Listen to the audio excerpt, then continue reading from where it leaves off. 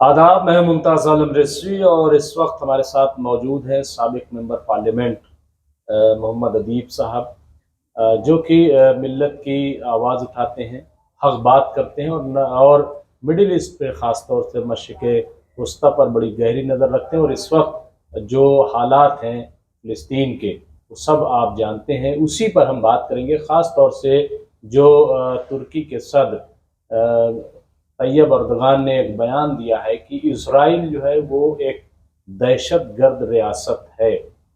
یہ بیان واقعی اگر دیکھا جائے تو ایک چونکانے والا ہے کہ ترکی سے آیا ہے، لیکن کیا یہ صرف بیان رہے گا؟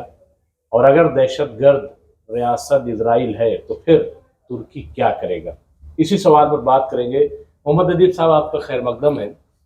ایک بڑا بیان آیا ہے جی ترکی نے، اور اردگان نے ایک ہمت کی کہ انہوں نے کھل کر کے کہا کہ اسرائیل جو ہے وہ ایک دہشت گرد اسٹیٹ ہے، اور ظاہر ہے کہ یہ اسی لیے کہا کیونکہ جس طریقے سے وہ حملے کر رہا ہے اور بے گناہ اور معصوم لوگوں کو مار رہا ہے، یہ اسی کی بنیاد پہ کہا۔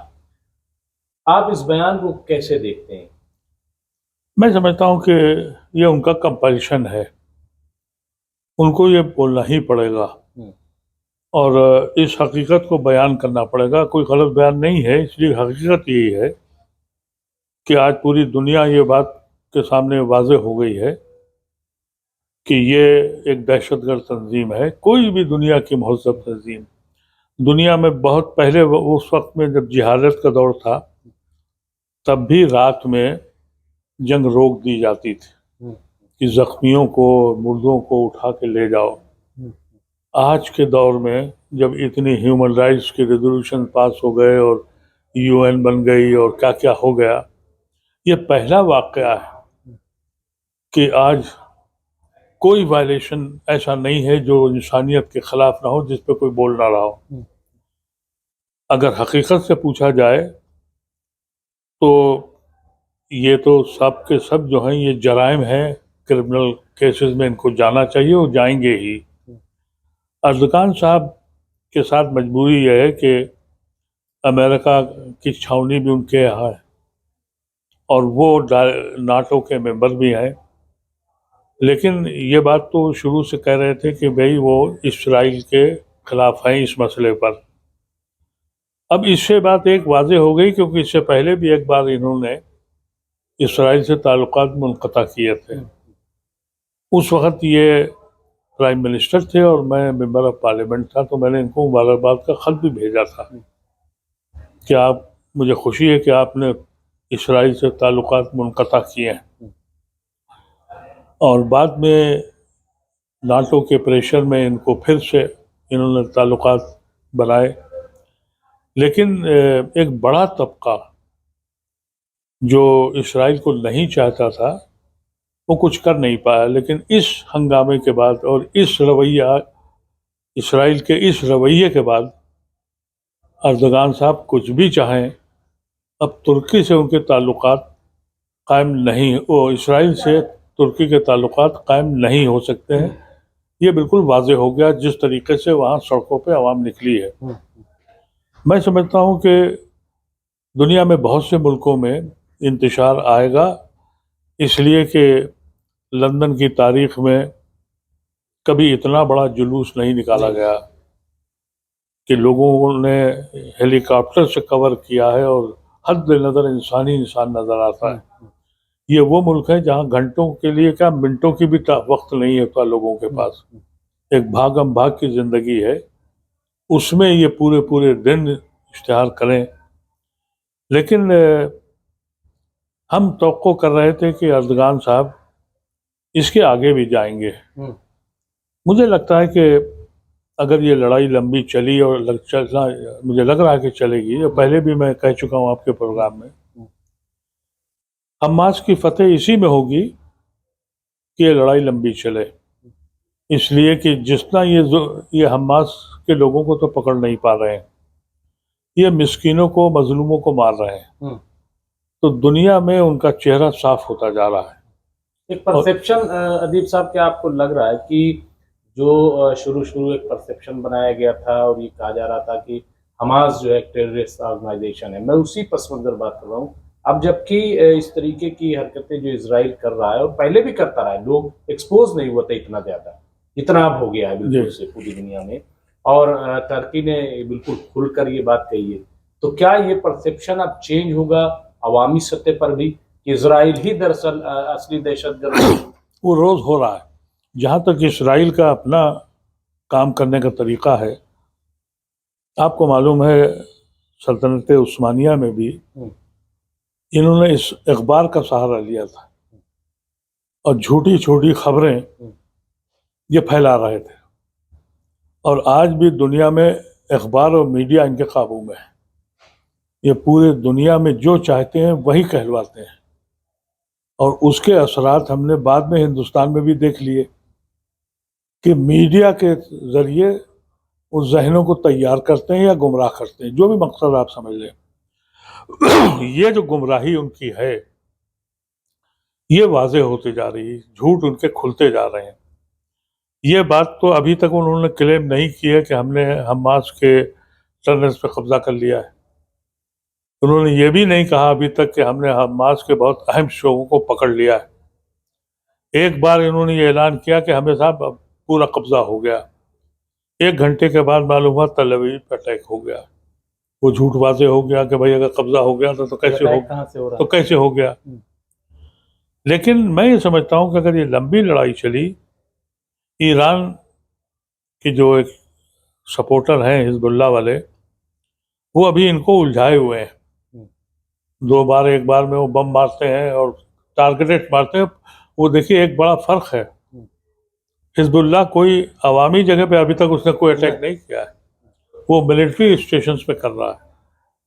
اور جو یہ بڑھتا جائے گا, مایوسی ان کی بڑھتی جائے گی اور دنیا میں آئسولیشن ہوتا جائے گا, میں سمجھتا ہوں کہ ایران اس وقت کا انتظار کر رہا ہے, اور غالباً شاید ترکی بھی اسی وقت کا انتظار کر رہا ہے. نہیں, اور ایسی بھی خبریں آ رہی ہیں ادیب صاحب کہ اسرائیل جو اپنے آپ کو بڑا طاقتور, بہت سپر یہ وہ, لیکن پچھلے جو 42-43 دنوں میں جو تصویریں سامنے آ رہی ہیں کہ وہاں کا سارا بزنس جو ہے ٹھپ ہو گیا, برابر ارننگ جو ہوتی تھی وہ پوری طریقے سے, اور وہاں کا جو پولیٹیکل سسٹم وہ بھی کولیپس ہو رہا ہے کیونکہ وہاں ایک ہنگامہ مچا ہوا ہے. نہیں, وہ جو ڈھونگ تھا کہ ہماری انٹیلیجنس دنیا کی سب سے بڑی ہے, اس کا راز کھل گیا. یہ ڈھونگ کے صاحب ہمارے جو ڈیفنس سسٹم ہے ہمارا, یہاں پرندہ نہیں پر مار سکتا. وہ چھوٹے چھوٹے گھر کے بنے ہوئے جو راکٹ ہیں وہ صاحب صبح شام ان کے یہاں گر رہے ہیں, وہ سب ایکسپوز ہو گیا. لیکن اس کوہرام کی وجہ سے یہ جو اس وقت بادشاہ لوگ بیٹھے ہیں سعودی عرب اور مختلف جگہوں پہ, یہ سہمے ہوئے تھے, ان کو یہی ڈر لگ رہا تھا. میں یہ سمجھتا ہوں کہ جو میں انالیسس کر رہا ہوں کہ اب یہ لڑائی امریکہ لڑ رہا ہے, ان کے ڈیفنس سسٹم کو وہ بچا رہا ہے. امریکہ نے سیریا پہ برابر اٹیک کر رہے ہیں, وہ انہیں یہ پتا ہے کہ سیریا کے تھرو ہی مدد آئے گی. حزب اللہ پہ اٹیک وہ کر رہے ہیں, اور جہاں تک کہ یہ بھی خبریں آ رہی ہیں کہ امریکہ کے فوجی آن گراؤنڈ بھی ہیں, کیونکہ انہوں نے کہا تھا ہم 2000 آدمی بڑے ایکسپرٹ بھیجے ہیں, تو کیا کر رہے ہیں وہ وہی ہے. میں سمجھتا ہوں کہ آج اسرائیل جو ہے اس کی حقیقت پوری دنیا کو پتہ لگ گئی ہے کہ اکیلے ان کا کوئی وجود نہیں ہے. وجہ کیا ہے کہ عرب ممالک کے جو حکمراں ہیں ان میں یہ بے حس قوم ہے, اور یہ بے حس لوگ ہیں. ان کو کسی چیز پر یعنی اعتماد نہیں ہے, یہ اللہ پہ یقینی نہیں کرتے, یہ دولت کے پجاری ہیں. اگر انہوں نے یہ ہمت دکھائی ہوتی اس وقت, اگر اسرائیل کے ساتھ تھوڑا بھی سپورٹ کے خلاف کھڑے ہو گئے ہوتے حماس کے, تو میں یہ سمجھتا ہوں کہ صرف اتنا ہی کر دیتے کہ ہم آپ کا بائیکاٹ کریں گے. جیسا آپ نے کہا کہ ان کی معاشیت کہاں ہے, وہ بھی آئی تھی OIC میں ریزولوشن, وہ بھی وہ ایران اور الجیریا 2 لوگ لائے تھے, لیکن UAE, بحرین, سعودی عربیہ انہوں نے مخالفت کر دی. تو اس سے آپ اندازہ کریں, کیونکہ یہ کچھ خاکہ تیار کر رہے ہیں. وہ جو سلمان صاحب ہیں جو ان کے آج کل حاکم ہیں نائب، وہ 2030 کی بات کر رہے ہیں کہ 2030 میں ہمارا اکنامک یہ ہوگا اور نیا شہر بنے گا، اس میں اسرائیل ان کے ساتھ ہے. آفیشلی تو بننے جا رہا تھا، رک گیا، لیکن آفیشلی ان کے ساتھ ہے. وہ 2030 کا خواب دیکھ رہے ہیں، اور یہ 2000 آج کے دور میں وجود ہی ختم ہو رہا ہے. یہ ان کے دماغ میں کیسے آ گیا کہ اگر حماس یا فلسطین کا موومنٹ ختم ہو گیا تو تمہیں بچانے والا کون ہے؟ ایک اور خبر آئی تھی کہ اسرائیل نے باقاعدہ جو ہے عربوں کو کہا ہے جو حکمراں ہیں کہ اگر تم اپنا مفاد چاہتے ہو جی تو تم بالکل جو کرتے رہے وہی کرو، کہ چپ رہو بالکل. جی اگر بولو گے تو تمہارے جتنے بہت بڑا ان کے پرائم منسٹر نے سوری کھلے عام دھمکی دی، نتن یاہو نے بالکل. اور یہاں تک کہ جب حزب اللہ نے 2-3 راکٹ چھوڑے اور میزائلز مارے تو ان کا تمہارا حال میں بیروت کا وہ کر دوں گا جو میں نے حماس کا کیا ہے. حقیقت یہ کہ حماس کا کیا کیا ہے، مظلوموں کو مار دیا ہے، عمارتیں گرا دی. وہ جذبہ کہاں سے ماریں گے؟ ان حماس کے ان لوگوں کو جو شہادت ڈھونڈنے کے لیے نکلے ہوئے، ان کے لیے کیا کریں گے؟ یہ صرف اس کے یہ کہ آج جب ان بچوں کو دیکھتے ہیں، ان مظلوموں کے ساتھ جو ستم ہو رہا ہے اور جو ان پہ جو جس طریقے سے بربریت کی جا رہی ہے، تو ظاہر ہے کہ دل کو تکلیف پہنچی ہے، اور یہ احساس ہوتا ہے کہ اب دنیا میں بے حصوں کی تعداد بہت بڑی بڑھ گئی ہے. اب کوئی ایسے شخص نہیں رہ گئے ہیں حاکم. میں حاکموں کی بات کر رہا ہوں. عوامی سطح پر تو میں سمجھتا ہوں کہ دنیا سمجھ گئی ہے کہ اس زمین کا آج کے دور کا سب سے بڑا جو ظالم ہے اور جو آتنکوادی ہے وہ اسرائیل اور اسرائیل کی حکومت ہے. جیسے کہ ایران نے کہا، ایرانی صدر رئیسی نے کہا تھا کہ جو دنیا میں تمام دہشت گردی یا تمام جو چیزیں ہیں اس کی اصل جڑ جو ہے وہ اسرائیل ہے. جی حقیقت یہی ہے، کیونکہ آپ دیکھ لیجئے کہ جرمنی میں کیوں بھگائے گئے، وہاں بھی فتنہ پھیلائے ہوئے تھے. یہ فتنے انہوں نے شروع سے ہر جگہ جہاں گئے کیوں بھگائے جائے گئے ہیں، ہر جگہ سے بھگائے کیوں گئے؟ 2 ہی پیشے تھے. ایک تو سود کھانا. جب آدمی سود کھاتا ہے تو آپ سمجھ لیجئے اس کا وہ اپنے ماں و باپ کو بھی نہیں چھوڑے گا. ایک تو سود خور کمیونٹی ہے، اور دوسرے یہ کہ فتنہ ان کے رگوں میں بھرا ہوا ہے. اس کا ذکر تو قرآن میں جب آ گیا تو پھر اب اس کے آگے کیا ہو سکتا ہے. لیکن مجھے حیرت وہ ہے کہ یہ جو عرب کے حاکم ہیں اور عرب کے علماء ہیں، یہ تو قرآن کے حافظ بھی ہیں، قرآن کو سمجھتے بھی ہیں، بانٹتے بھی ہیں، اور جی بانٹتے بھی ہیں.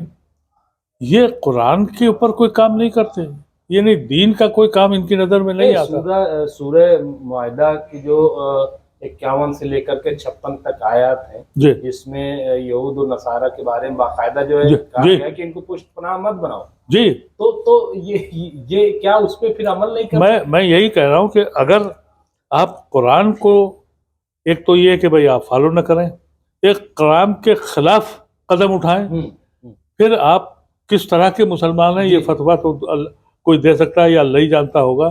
لیکن میں یہ ضرور سمجھتا ہوں، آپ یقین کریں کہ میرا ارادہ ہے عمرے کے لیے، لیکن آج ہی میں نے اپنے کزن سے کہا کہ بھائی عمرہ تو کروں گا، لیکن ان مولانا کے خلاف جنہوں نے یہ کہا ہے، جو وہاں کے امام حرم ہیں، ان کے پیچھے نماز نہیں پڑھوں گا. میں سمجھتا ہوں پڑھنا بھی نہیں چاہیے.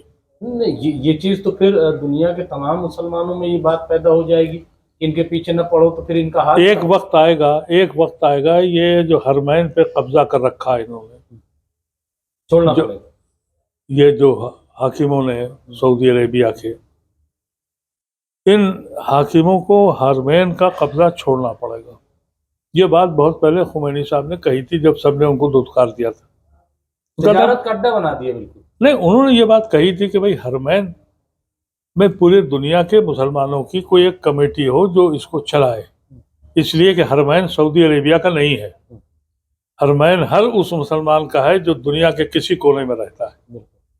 یہ لوگ جو بیٹھے ہوئے ہیں پھر اس حرمین کے وہ محافظ اور وہ عالم اور وہ امام قرآن کے خلاف عمل کریں اور یہ کہیں کہ گھروں پہ بیٹھے رہیے گا، یہ خطبہ ہے ان کا. مطلب پوپ جو ہے وہ تو بول رہا ہے، پوپ جو ہے فرانس کے، اور ہم بول رہے ہیں کہ صاحب یہ رکنا چاہیے، جنگ نہیں ہونی چاہیے، لوگ مر رہے ہیں، لیکن جو امام حرم ہے وہ کہہ رہے چپ رہیے، آپ چپ رہیے.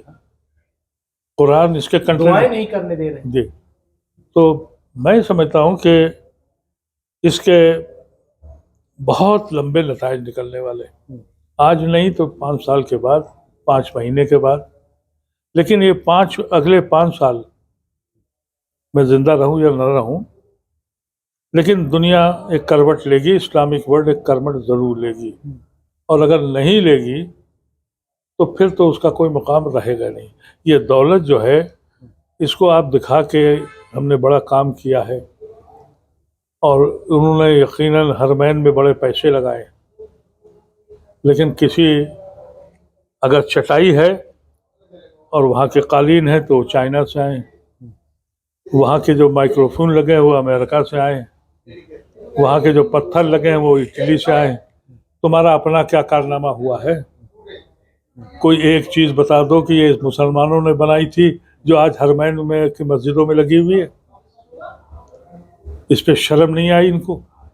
اتنے 100 سالوں سے آپ بیٹھے ہیں وہاں، کاش کوئی اپنی ایجاد کی ہوتی، مسلمانوں کی بنائی ہوئی کوئی چیز لگائی ہوتی، پانی کا سسٹم ہی لگا دیا ہوتا مسلمانوں کی ایجاد کا. وہ ٹوٹی جو آ رہی ہے وہ بھی یورپ کے آ رہی ہے، وہ جو فوارے لگے ہیں وہ بھی باہر کے ہیں. کس بات کا فخر ہے ان کو؟ صرف اس کے لیے کہ دولت اور صرف دولت اکٹھی ہو رہی ہے، اور وہ بھی اپنے گھروں کے لیے. اگر ان سے یہ چھینا جائے، اتنی دولت اس خاندان میں ہے، سینکڑوں ہزاروں ہیں، ساری دولت تو ایک طرف ہے. آپ سوچئے کہ پورے دنیا کے اسکول، میڈیکل کالجز اور اصلاحی کام کی کوئی کمی ہے؟ اللہ تبارک و تعالیٰ نے اس قوم کو کتنا نوازا ہے. اس نے وعدہ کیا تھا تو ایسے ہی غلط وعدہ تو نہیں ہے. یہ سب لے کے بیٹھے ہوئے ہیں، گھوڑے چل رہے ہیں، کروڑوں کے گھوڑے دوڑتے ہیں، اور وہاں مختلف جوا خانوں میں ان کے اسٹیک لگے ہوئے ہیں. ایک آواز تو اٹھے گی ضرور. یہ اس لڑائی، حماس کی لڑائی جو ہے، اس نے بہت راستے کھولے، بہت راستے کھل گئے، اور میں یہ سمجھتا ہوں کہ نئی تاریخ لکھی جائے گی. مطلب یہ ایک بہت بڑا بریک ہے، ایک طریقے یہ بریک ہے، میں سمجھتا ہوں یہ تاریخ کا بہت بڑا بریک ہوگا. یہ صرف حماس اور اسرائیل کی جنگ نہیں ہے، یہ اویکننگ ہوگی اس قوم کے اٹھنے کی بھی. آپ مجھے بتائیے، ان عرب ممالک نے کچھ سائنٹیفک سینٹر بنائے، ریسرچ سینٹر بنائے دنیا میں؟ ارے دنیا میں بہترین سائنٹیفک لیبارٹریز بناتے، اس کے سارے اخراجات اٹھاتے. یہودی یہی تو کر رہا ہے. یہودی اپنی انکم کا سارا پیسہ وہ سائنٹسٹوں پہ لگاتا ہے، وہ صحافیوں پہ لگاتا ہے، وہ دنیا کے ان لوگوں پہ لگاتا ہے جس سے اس کو فائدہ پہنچے. انہوں نے کیا کیا ہے؟ جہاز خرید لیے ہیں، اور وہ جہاز خرید کے کبھی لیبیا پہ، کبھی سیریا پہ، کبھی یمن پہ مارتے رہتے ہیں. ملت تو میڈیا پہ توجہ ہی نہیں دے رہی، اس کو لگ رہا ہے یہ کوئی چیز. انہوں نے کچھ کیا ہی نہیں ہے، جبکہ پیغمبر رسول نے یہ کہا کہ علم حاصل کرنا ہے تو چائنا جاؤ. اس کا مطلب کیا تھا؟ وہاں حدیث قرآن پڑھنے تو نہیں جا رہے تھے نا، وہاں لیٹسٹ ریسرچ دیکھ رہے تھے. اور وہ ریسرچ ہم نے اسپین میں دیکھی. یہ جتنی آپ کو موجودہ سائنٹیفک، خاص طور سے میڈیکل سائنسز میں ان کے کارنامے تھے. تمہارے پاس اتنی دولت ہے، ایک انسٹیٹیوٹ نہیں کھولا ریسرچ کا. ایک کوئی ایسا کارنامہ ہے جس پہ یہ کہا جا سکے ہاں یہ ہو رہا ہے کہ صاحب 2030 میں ایک نیا شہر بنایا جا رہا ہے جو دنیا کا سب سے رئیس شہر ہوگا، جس میں جوا خانہ ہوگا، جس میں عورتیں ناچیں گی، اور دنیا کی. کیا یہ لوگ برداشت کریں گے ادیب صاحب؟ کہ ناچ گانا شور مکے میں ہو. دیکھیے ایسا ہے کہ جب بے پناہ دولت آ جائے تو قلب بھی سیاہ ہوتے ہیں، عقل بھی ختم ہو جاتی ہے. ایک ہولڈ بچی ہوئی ہے اور ان کو اس بات کا بالکل احساس نہیں ہے. افسوس یہ ہے کہ یہ پوری دنیا کا رواج بن گیا ہے. لیکن دوسری کمیونٹیز کے لوگ ہوں، چاہے کرسچنس ہوں، آپ مثال کے طور پر ہندوستان کو دیکھ لیجئے. میں سن 66 میں 68 میں باہر گیا تھا اس ملک کے، آسٹریلیا اور دوسرے ملکوں میں. پورے شہر میں ایک ہندوستانی نہیں ملتا تھا. ایک بڑی مشکل سے ایک یا دو کہیں مل گئے تو بڑی خوشی ہوتی تھی، یا ایک آدھ پاکستانی مل گئے تو یہ ہوتا تھا جیسے کوئی اپنا بھائی مل گیا ہے. آج دنیا کا کوئی بڑا شہر ایسا ہے جہاں ہندوستان کا کوئی آدمی سائنٹسٹ کی حیثیت سے، لیڈر کی حیثیت سے، پرومیننٹ شخصیت کی حیثیت سے موجود نہیں ہے. 50 سال میں ہندو قوم کے پاس جب پیسہ آیا تو اس نے پوری دنیا پہ اپنے آدمی بٹھا دیے. یہ بدبخت کھربوں اربوں روپیہ لے کے انہوں نے کیا کیا ہے؟ اور پھر بھی لوگ کہتے ہیں کہ صاحب آپ سعودی عربیہ کے خلاف کیوں بولتے ہیں، ان عرب ممالک کے خلاف کیوں بولتے ہیں؟ انہوں نے رنڈی خانے کھولے ہیں، شراب خانے کھولے ہیں، بڑے بڑے ٹاور بنائے ہیں جو اسلام کے خلاف اس کے علاوہ کچھ کیا ہی نہیں ہے. دنیا کے کسی قوم کے پاس اتنی دولت آئی ہوتی تو وہ سائنٹیفک طور پر، وہ پولیٹیکل طور پر، وہ معاشی اعتبار سے اپنی پوری قوم کو اس نے نام پیدا کر دیا ہوتا. لیکن یہ بڑے بدنصیب اور بدبخت لوگ ہیں. یہ تو ادیب صاحب بہت بہت شکریہ. اور ادیب صاحب جیسا کہ کہہ رہے تھے کہ جو بریک ہوا ہے حماس کے ذریعے فلسطین میں اور اسرائیل پر جس طریقے کارروائی، اس سے یقیناً جو ہے ایک نئی تاریخ کا آغاز ہوگا اور یہ بہت جلد ہوگا. تو بہرحال جو کچھ ہوگا ہم آپ کو اپڈیٹ کرتے رہیں گے. دیکھتے رہیے MMC نیوز انڈیا. شکریہ.